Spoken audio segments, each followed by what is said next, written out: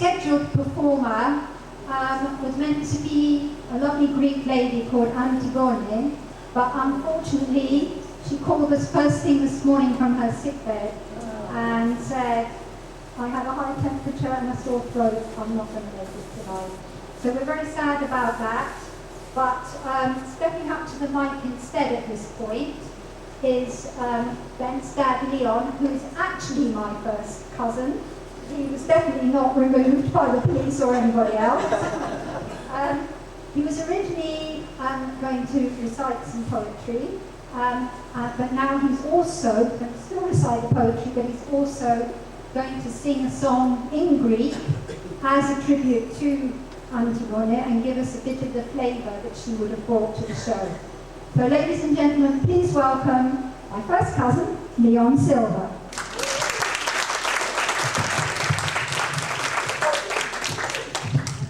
I'm his dad. I'm very obviously not a beautiful Greek lady called Antigone.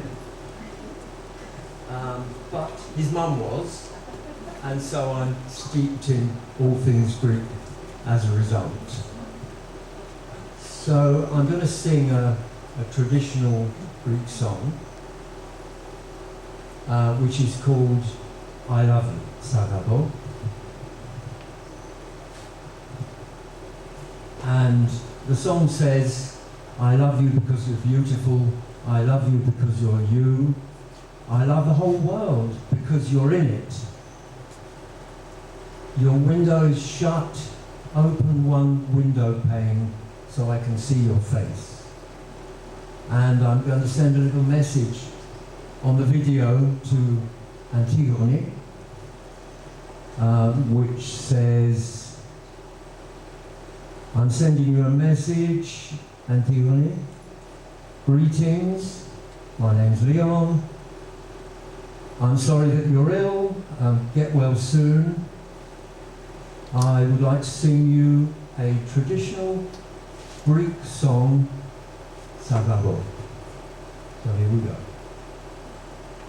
accompanied by Andy.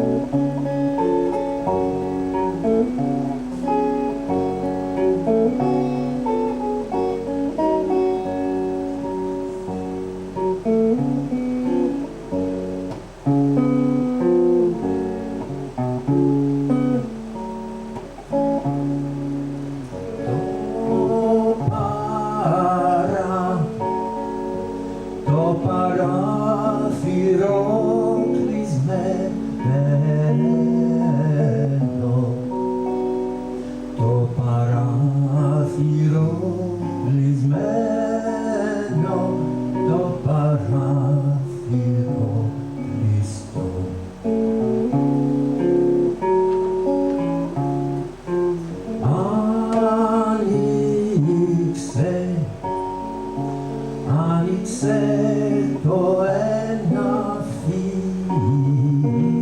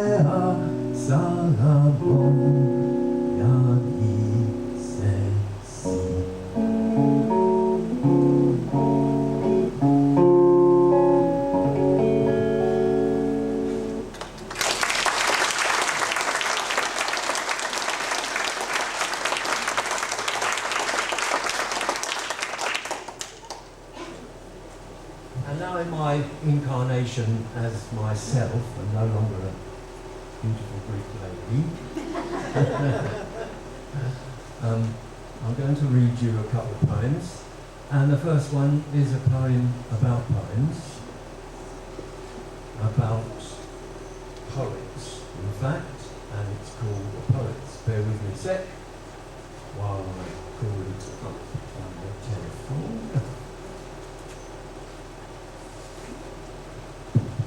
Before we do the poem, I'm going to try and switch that noisy fan heater off. I've asked the caretaker to come in and sort the heating out. It's not very warm in here. So you'll have to just hang on with that poem. To switch that off. Poetry sessions, and one of them inspired this poem.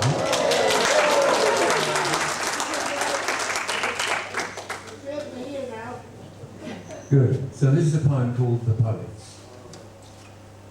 The poets ranted, whispered, shouted, or intoned slowly, distilled and decanted, spoke of love and hate, suffering and trauma, and the moving finger of fate.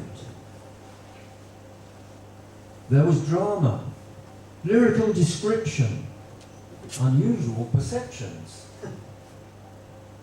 vivid imagery or depictions.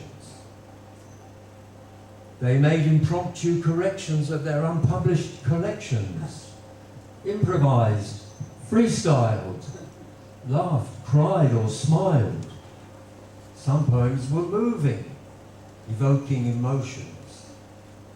Some were improving or shared the strangest notions. Some rhymed, but some didn't. Some apparently weren't following any recognizable meter, and some couldn't, but just seemed to peter out. Then someone said, let's go down the pub. So they did, and got plastered. Because perhaps writing poems was a skill they hadn't yet mastered.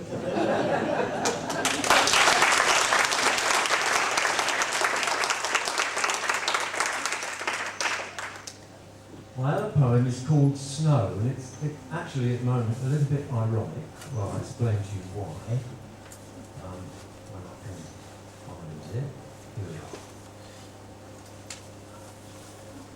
are. Because she liked to arrange a little trip back home to Cyprus, where she hoped it would be warm and sunny, and it can be. But looking in the newspaper in the last couple of days, I discovered that the weather's been reversed. And how it's been here today is how it ought to be there.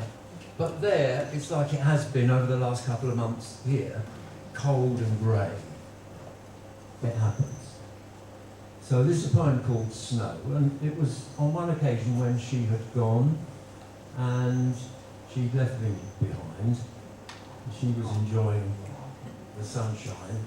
Sorry, this phone is playing up. Small snowflakes waver in the wintry air. Slate sky, clouds low over the earth. The cutting north wind claws at the bare trees. And I think of spring where you are. Waves rolling gently up the sandy shingle. February sun benign, breezes soft caress, acacias by the roadside, tiny golden suns clinging to every branch.